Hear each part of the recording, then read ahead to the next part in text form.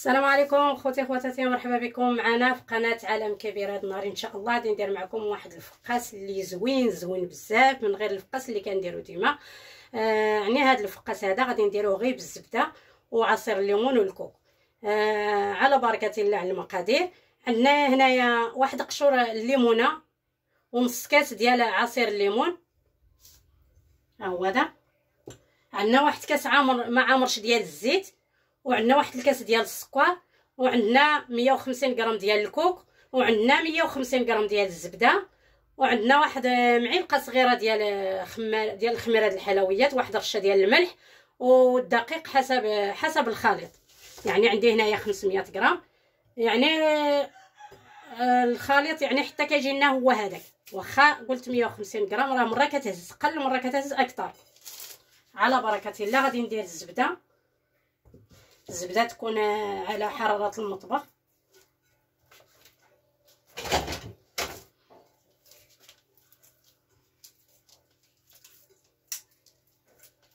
غادي نحاول نحلها كامله، وغادي نزيد فيها السكر. بسم الله.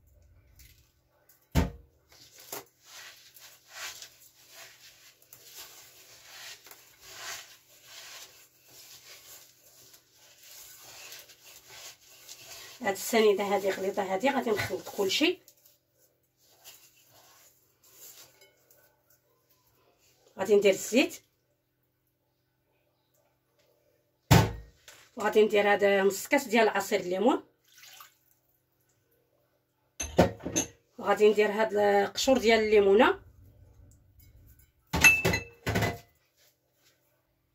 صافي. غادي نضربو بهذا،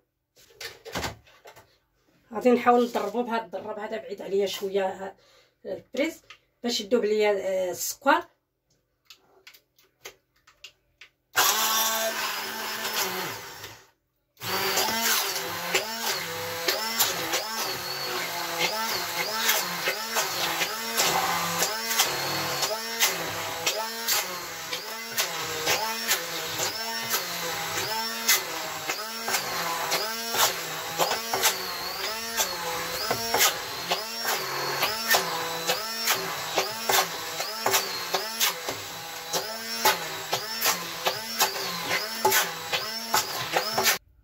يعني كنضربو حتى كيولي بحال الكريمه.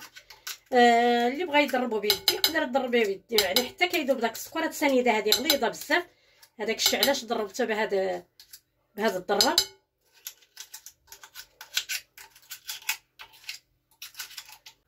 صافي غادي ندير الكوك،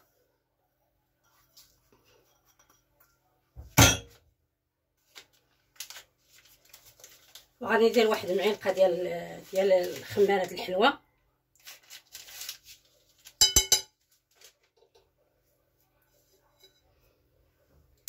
صافي غادي نبدا نخلط.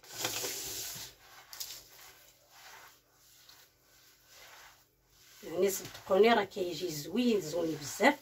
هانتوما غادي تشوفوا كيفاش غادي يجي. صافي غادي نخلطو مزيان، وغادي نبقى ندير الدقيق شويه بشويه حتى تجي لنا العجينه هي هذيك. بسم الله.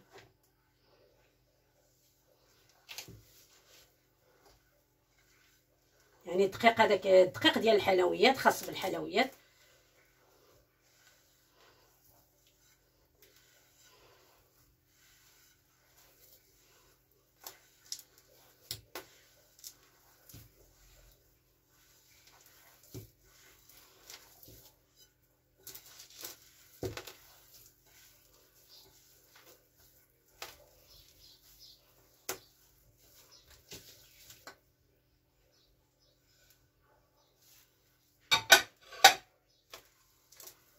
غادي نبقاو نخلطو هكا حتى تجي العجينه هي هذيك، وغادي نجمعوها.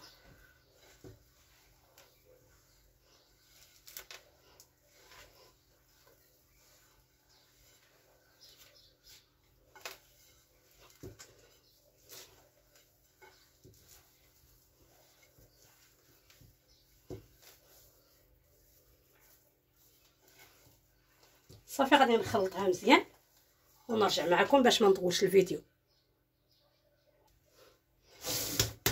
صافي العجينه ديالنا هي دارها موجوده. هانتوما شتي القوام ديالها كيفاش جا.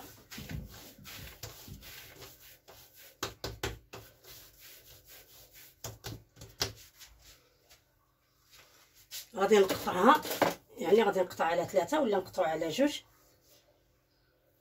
هكا بالطريقه هذه.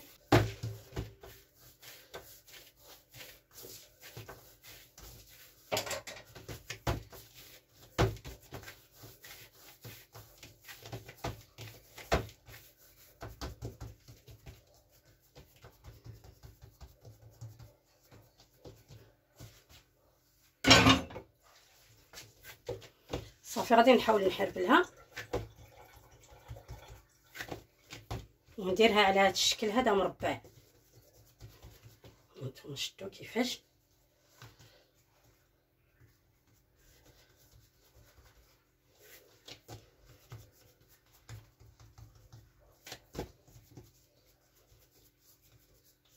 هكا بهذه الطريقه هذه.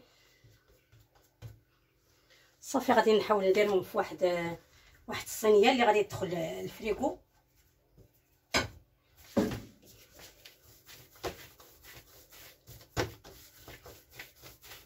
غادي نخليهم يباتوا في الثلاجه حتى الصباح ان شاء الله، ولا المهم واحد 4 ديال السوايع حتى يجمد مزيان. عاد غادي نقدروا نجبدوه باش نطيبوه بالطريقه هذه هكا باش كيجيني مربع. بغيتي ديروه طوال بحال اللي كنديروا ديما الفقاس تقدروا ديروه، ولكن هذا ما كندهنوه وما كنديروا له لا القهوه لا والو. يعني هو غادي نخرجوه من الثلاجه وغادي ندهنوه بياض البيض، وغادي نديروا له كاوكاو كونطكاسي ولا اللوز ايفيلي ولا الكوك اللي عندكم.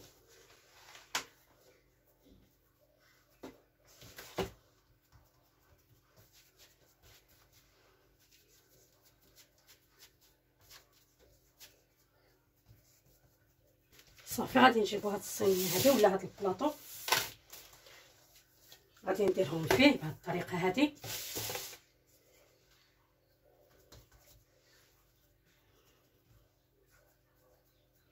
صافي غادي نغطيه بلاستيك الغذائي وغادي نديرو في الثلاجه كي قلت لكم حتى للصباح، ولا المهم حتى واحد 4 ديال السوايع حتى ل5 باش يجمد مزيان باش نقدروا نقطعوه ونديروه نطيب. صافي غادي نخليه في الثلاجه حتى غدا الصباح ان شاء الله، وغادي نرجع معكم باش نكملوا الفقاس ديالنا. هانتوما شفتوا كيفاش درت له.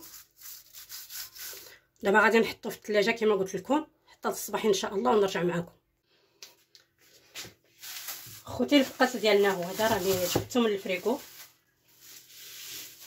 دابا غادي نحاول ندهنو بالبيض بياض البيض.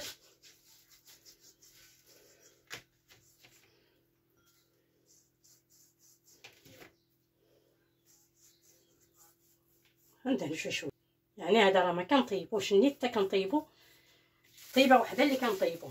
غادي ندهنوه بالبيض. غادي نجيب شويه ديال كاوكاو كونكاسي وغادي نديروه فيه هكا.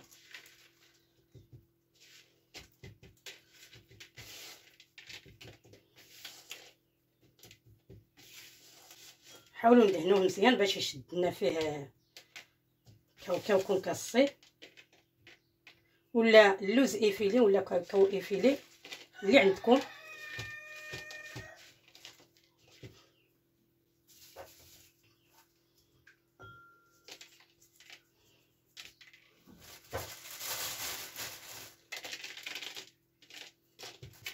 وغادي نحاول نبدا نقطعو بهذه الطريقه هذه.